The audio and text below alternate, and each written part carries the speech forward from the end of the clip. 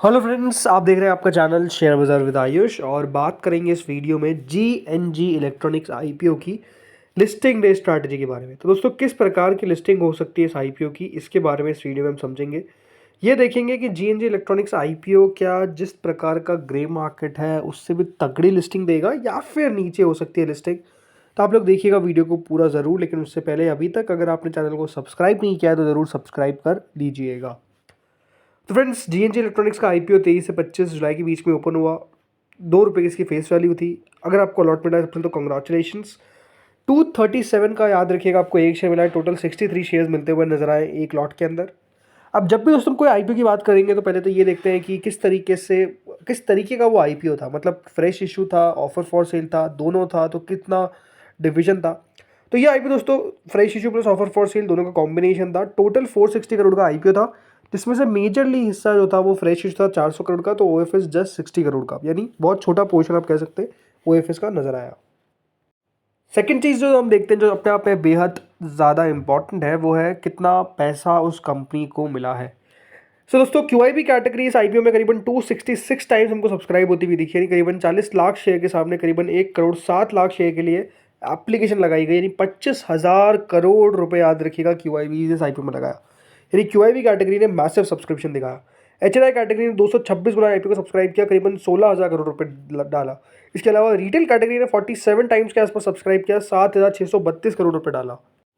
And total मिलाकर ये IPO काफ़ी समय के बाद अगर आप देखेंगे, कोई ऐसा आईपीओ था जो 150 गुना सब्सक्राइब हुआ। टोटल में 49,389 करोड़ रुपीस कंपनी को रिसीव हुए। यानी जो सेकंड पॉइंट है वो है दोस्तों सब्सक्रिप्शन का, उसको भी कंपनी टिक करती है, बिकॉज मैसिव सब्सक्रिप्शन देखने को मिला हमको फ्रॉम ऑल द कैटेगरीज। भले उसमें आप क्यूआईबी की बात कर ले, भले आप उसमें एचएनआई की बात कर ले, भले आप उसमें रिटेल की बात कर ले, हर एक कैटेगरी ने दोस्तों शानदार तरीके से आईपीओ को भरा है, इसमें कोई दोहराए नहीं है।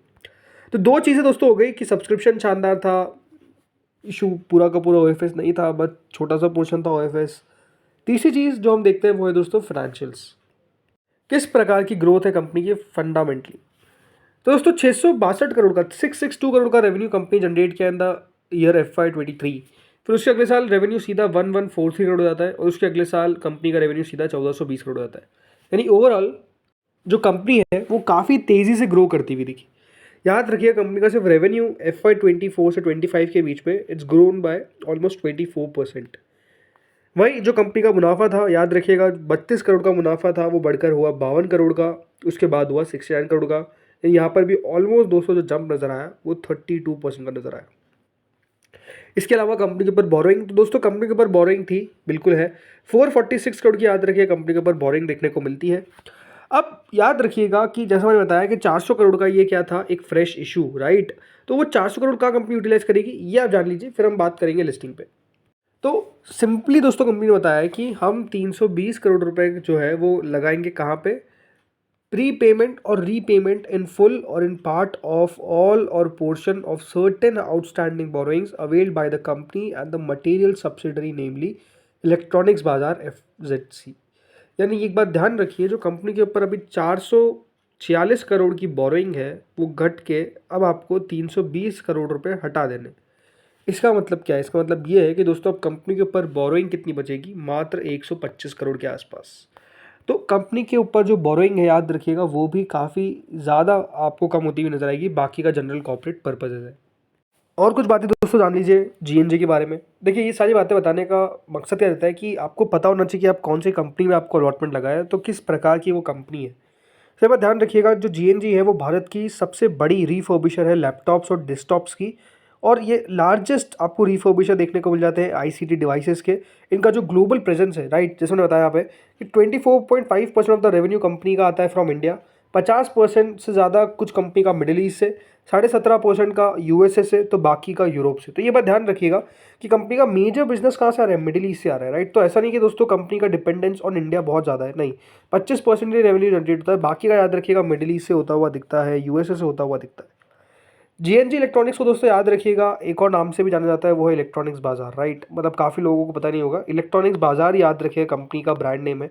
तो इससे आपको कंपनी मिल सकती है, अगर आपको यहाँ पर कभी कोई रिफर्बिशर दिखे और इलेक्ट्रॉनिक्स बाजार नाम से दिखे तो समझ जाइए कि वो जीएनजी इलेक्ट्रॉनिक्स ही है, ठीक है। इसके अलावा दोस्तों कंपनी का जो इन हाउस रिफर्बिशिंग कैपेबिलिटी है वो अपने आप में बेहद शानदार है। मतलब ये बात ध्यान रखिएगा, कंपनी सब कुछ करती है, सारे पार्ट्स रिपेयर करती है, एडवांस मदरबोर्ड रिपेयर करती है, कंपनी के पास आपको फैब्रिकेशन, इसके अलावा जो भी चीज़ याद रखिएगा इंपॉर्टेंस होती है, अगर लैपटॉप और डेस्कटॉप को या फिर आईसीटी डिवाइसेस को रिफर्बिश करना है, वो सब आपको मिल जाता है। और इनकी इन हाउस कैपेबिलिटी राइट वो बहुत शानदार है।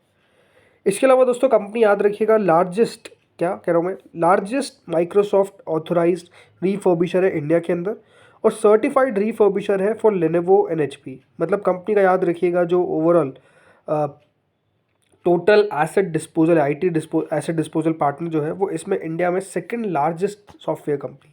तो आप समझ सकते हैं कि किस प्रकार से कंपनी के पास बड़े ब्रांड्स है राइट। माइक्रोसॉफ्ट हो गया, लेनोवो हो गया, एचपी हो गया, बहुत इंपॉर्टेंट बात है।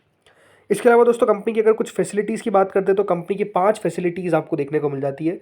एक है भारत के अंदर, इसके अलावा कंपनी की एक फैसिलिटी है यूएसए के अंदर, और 3 फैसिलिटी है दोस्तों कंपनी की दुबई में, शारजा में, राइट, दुबई में नहीं शारजा में, माफ़ करिएगा, जो यूएई में। तो यहाँ पर याद रखिए कंपनी के मेजर आपको फैसिलिटीज़ देखने को मिल जाती है। ये जो पूरा सेक्टर है ना दोस्तों, याद रखिए बहुत शानदार ग्रोथ आने की एक्सपेक्टेशन है राइट। तो सबसे बढ़िया बात यही है कि दोस्तों एक्सपेक्टेशंस टू ग्रो वो बहुत शानदार है। मतलब ये बात ध्यान रखिएगा कि बताया जा रहा है कि जो ओवरऑल ये लैपटॉप्स राइट, पीसी मार्केट जिसको हम बोल सकते हैं, ये ग्रो कर सकता है FY 25 से 30 के बीच में विद 30% कैगर, 30% की कैगर से ग्रो कर सकता है।